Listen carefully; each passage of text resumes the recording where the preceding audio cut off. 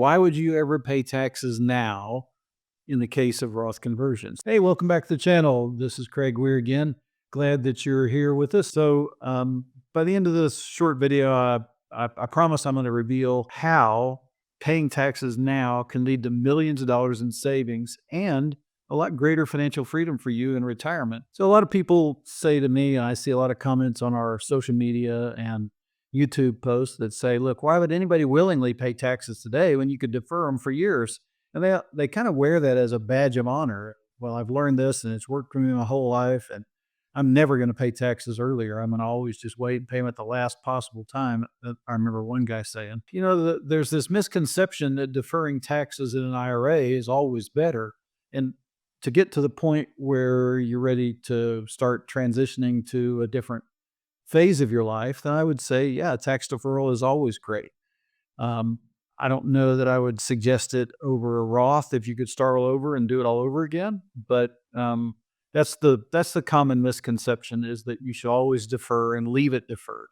I would say tax-free is better. Tax-free and deferred is better than just deferred. Let's first remember that when you have an IRA, the problem exists because you make these contributions year after year after year, and they grow and they're tax deferred, and taxes are due on every dollar that you withdraw. And if you don't withdraw them, then they force you to withdraw them through these things called required minimum distributions.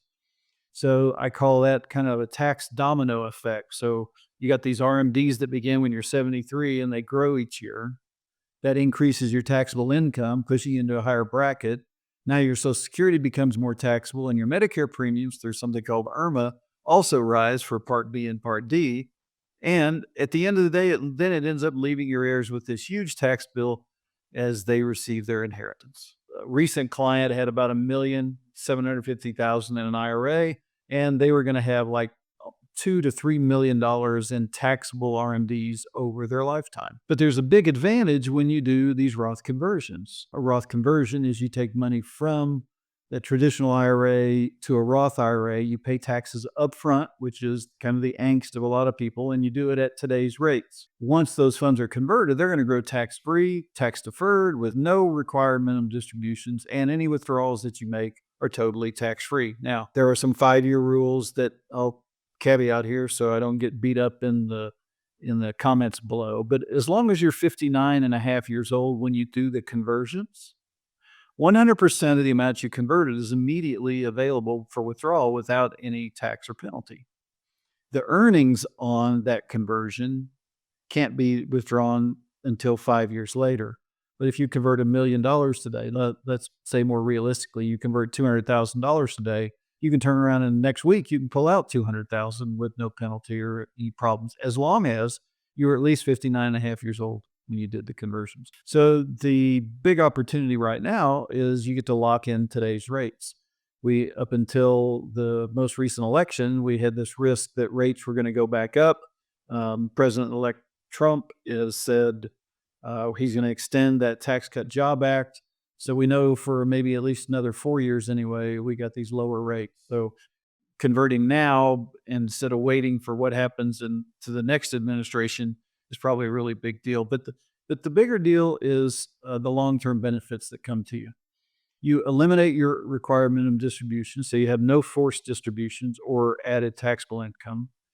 That your tax-free Social Security and Medicare premiums remain lower. You create a tax-free inheritance for your kids, and you get a lot more control over your retirement income. You can choose to take it from a Roth. You can choose to take it from other assets, but you no longer have to worry about the taxation when you want to go buy a new car and it's $50,000. You got to take out $70,000 to be able to pay the $50,000. All those things that I've just watched for 40 years almost. I've watched people not do the things in retirement that they could have done and that they planned to do, all because they had taxes that were due on those IRAs. So I'll give you a real quick case study that'll make my point. This is a couple. He was 65, she's 63 years old. They came in, they had some other assets in brokerage accounts that were pretty significant. They had $1.75 million in an IRA, I think we assumed it was going to grow at 6 or 7% a year, something like that. Whatever they said that they thought it would grow at is the number that we used. On one hand, they could do no conversions, receive that $2 to $3 million in requirement of distributions of taxable income, and leave their heirs a tax liability of another 875,000. Or they could convert strategically at an optimal tax bracket for them, pay the taxes up front at a controlled rate that they decided was best for them and calculated was best for them. The result for them is they saved $750,000 in tax during their lifetime, and they saved another 875,000 from their estate having to pay the taxes, or their heirs having to pay taxes out of their inheritance. And some people say, I don't care about my heirs, whatever. But I mean, do you really not care about your heirs so much that it's okay that the IRS gets it instead? I mean, that doesn't make any sense, right? But the key takeaway from all this is, look, paying taxes up front unlocks massive long-term benefits, but you have to look beyond this year's tax return to really grasp that.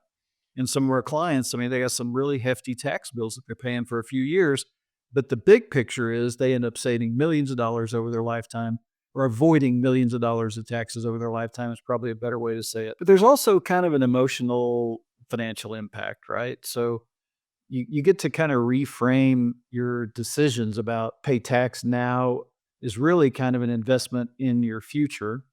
It's that the last big investment you make as you round the corner and you start that third quarter of your life, so to speak. And it's really all about control, freedom of being able to make decisions without taxes, and also just leaving a lasting legacy. I mean, imagine no requirement, no required minimum distribution surprises in retirement. Imagine lower taxes that you leave for your kids and your grandkids to have to pay out of what you saved your whole life for. And more, I think, as importantly, peace of mind knowing that your wealth is protected from just whatever happens crazy up in up in Congress that pushes you into different tax situations. You get it protected, and you're in great shape. And I know there's some of the doomsdayers out there that say, well, I'm just going to convert it and then they're going to start taxing my Roth IRA gains. And I mean, I understand that it could happen, but there's so much preponderance of evidence going against that as a possibility that it's pretty ridiculous to think that that really could happen. But theoretically, yes. But from a practical standpoint, I you know, I wouldn't. I don't. If nothing else, I don't think any politician alive has the political will to make sure they don't get elected by the largest voting bloc, which is your age group of people that get out. And I mean, if somebody did that, they'd be out of office tomorrow. But yeah. So anyway, so step one, here's three things to really kind of think about: evaluate your IRA balance in your future requirement of distributions. Figure out if they're going to cause a problem. Number two, consult with a financial planner. My suggestion is you meet with one of our certified financial planners that really specialize in this one thing. We don't sell any financial products. We don't manage any assets. Get somebody to calculate what that optimal conversion amount is for you. What's the amount you should convert? What's the right time frame you could convert? And if they know what they're doing, they can show you this in black and white. The problem is a lot of software that financial advisors use have built-in assumptions that you should only convert up to your current tax bracket. A lot of these online calculators also have that built in. And a lot of financial advisors, investment advisors, normally focus on investments and they don't do a lot of planning. And a lot of other regular financial advisors, especially if they work for a larger firm, the firm doesn't want them to get into this tax area. So you really got to ferret out, are they really giving you a fiduciary look? They say they're a fiduciary, but in our world, fiduciary means I can still have conflicts of interest. And really, I just want to sell you annuities or life insurance or get assets under management. So find somebody that's all that they do, which is what we do, obviously. But every year that you delay costs you more in taxes over time. Waiting only costs you more in taxes. I have rarely seen it work out for anybody, no matter what their income level, what their tax brackets.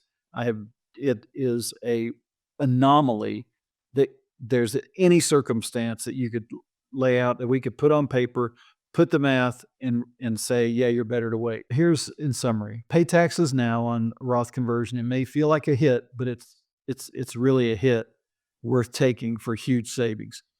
And remember that the key to financial success isn't avoiding taxes, it's managing them strategically under your time frame and under your rules and under your decisions. So if you like this kind of stuff, give me a like on the video. If you aren't subscribed already, subscribe. New stuff comes out, we'll push it out to you. You'll be among the first to know. So hope this was some help. Have a great day, and God bless.